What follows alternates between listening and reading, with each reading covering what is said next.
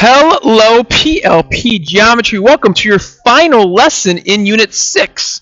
So we are done covering circles with this lesson. In this lesson, so lesson number 6, we're going to talk about angles called inscribed angles. Again, the state test loves inscribed angles, so it's very important we talk about this. Now, we've talked about central angles in the past. Now we're going to talk about inscribed angles. So again, we're going to do some comparison as we go through. So what is an inscribed angle? Let's define it now. So an inscribed angle. So an inscribed angle is an angle symbol, whose vertex is on the circle, and its sides are chords of the circle.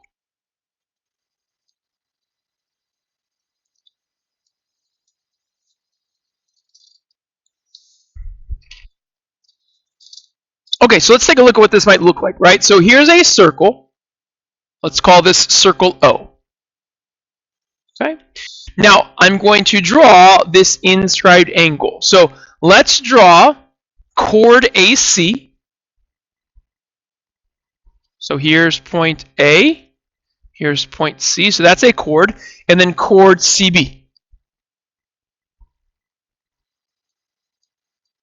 Okay, so this angle, ACB, is an inscribed angle because its vertex is on the circle. To find the measure of angle ACB, you're going to take half of its intercepted arc's measure. Angle ACB is opening up, and I'll do like a curly, to arc AB.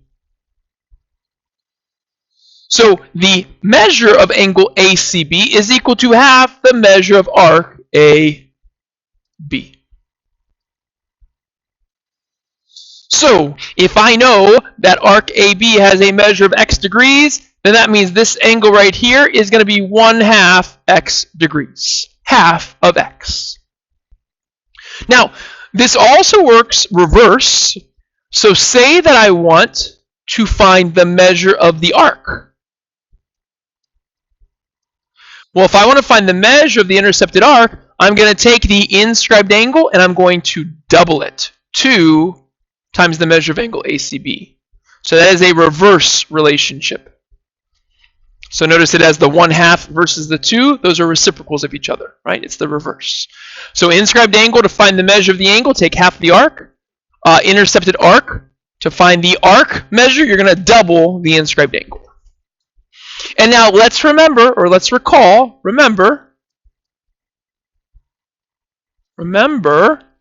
So central angles. So let's remember that the measure of a central angle equals the measure of the arc.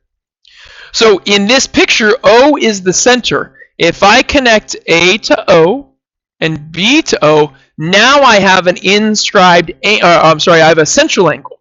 The measure of angle AOB in this picture will equal the measure of its intercepted arc AB. So recall this idea. So again, in this picture, angle AOB, the central angle, also intercepts arc AB. So if arc AB is x degrees, then so is the measure of that central angle. So notice that the inscribed angle is half of that central angle because that central angle is equal to the arc. So keep that relationship in mind as we go through a couple problems. Okay, so let's do one example here, and then we have one more. We have one theorem to talk about. All right, so this example says, example 1, all right, we are going to find the measure of angle KLM. Okay, so here is the picture. I'm going to draw it over here. Okay, so we have point L, that's the center. So we have LK here, and we have LM here, and then we have KN there, and KM here. Okay, so there's our picture. Kind of confusing, right? In this picture, it tells us that the measure of angle KNM is 15 degrees. Okay, so let's talk about this. Let's label the picture a little bit, right? So in this picture, we want to find KLM. So KLM is this angle right here. So we want to find the central angle. Now, that central angle is going to be equal to the measure of its arc. So to find the measure of angle KLM, we would need the measure of arc KM. So this is what we need, okay? Now, it says KNM is 15. KNM is this angle right here. So this angle right there is 15 degrees. Now, if you notice, that angle also opens up to KM. If I trace KNM, notice it also opens up to KM. This angle is an inscribed angle. Inscribed angle.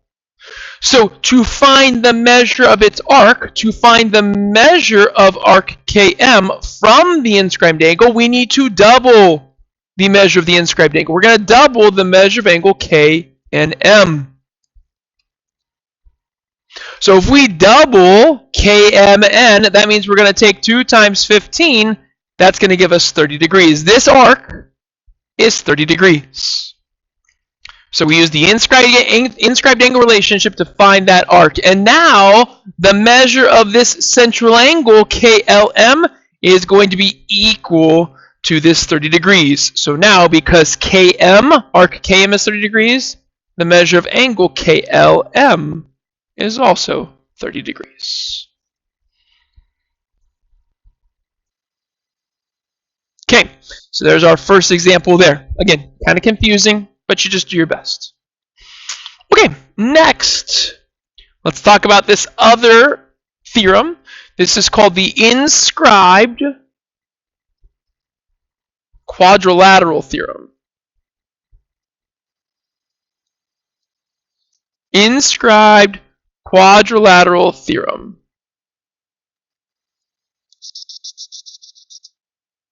Okay, so it says the opposite angles of an inscribed quadrilateral, QAD, quad, are supplementary. Now let's remember that supplementary means they add to 180 degrees. Inscribed quadrilateral theorem says the opposite angles of an inscribed quadrilateral are supplementary. So what in the world is an inscribed quadrilateral? So if we have a circle, right, call this circle C. An inscribed quadrilateral means that all 4 vertices of the quadrilateral are on the circle. So let's go with a picture like this. Try not to make it a square if you can help it. Good. So we have point R, point S, point T, and point U. So again, all of these vertices are on the circle. So again, this one looks like it goes outside, it doesn't. So the idea is that the opposite angles are supplementary. So R's opposite angle would be T. So the measure of angle R plus the measure of angle T would equal 180. The same thing is true with S and U. The measure of angle S plus the measure of angle U equals 180. And that is an idea that they're asking you to remember. Okay, so let's take a look at an example using this idea. So example 2 here. Okay, so we're going to solve for X and Y. Okay, so here's my picture. Circle. This is circle N. Here's my inscribed quadrilateral. Looks something like this.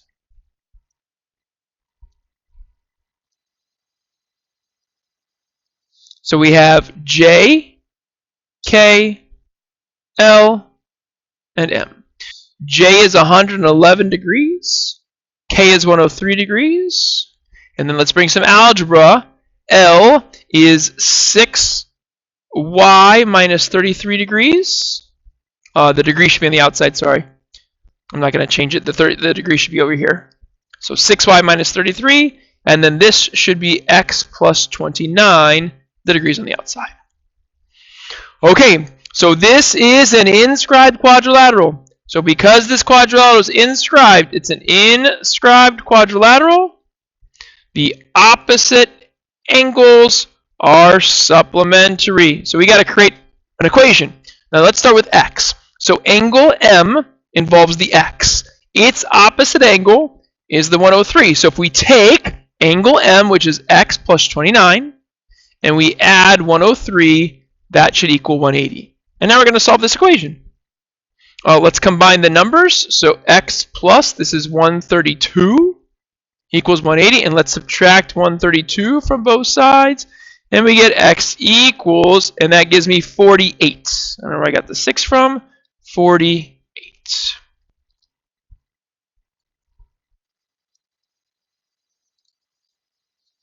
Do a similar thing with the y. So now we're looking at angle L. I'll change colors to green. Its opposite angle would be the 111. So if we take 6y minus 33 and add 111 to it, we should get 180. Again, I'm going to combine these constants here, the negative 33 and the 111. Again, they're going to subtract. So we get 6y plus 78 equals 180. We're going to subtract both sides by 78 to get 6y equals 102. And then I'll divide both sides by 6. And when you divide by 6, you get y equals 17. And there's your variables. Okay. Now, just quickly, right? Remember, and this is something I have you do in your test sometimes, is now what if I wanted you to find angle M? Well, we're going to take the value of x and plug it in. So angle M would be 48 plus 29. That would be 77. 77 and 103 add to 180. Same thing with L. We would do 6 times 17 minus 33. That's 102 minus 33. That would be 70. 102 minus 33 would be 69. Sorry. And I just use a calculator, right? So we get 69 degrees. And that would be angle L. 111 and 69 adds up to 180. All right, good. So inscribed angles, important idea. Again, good luck on your practice.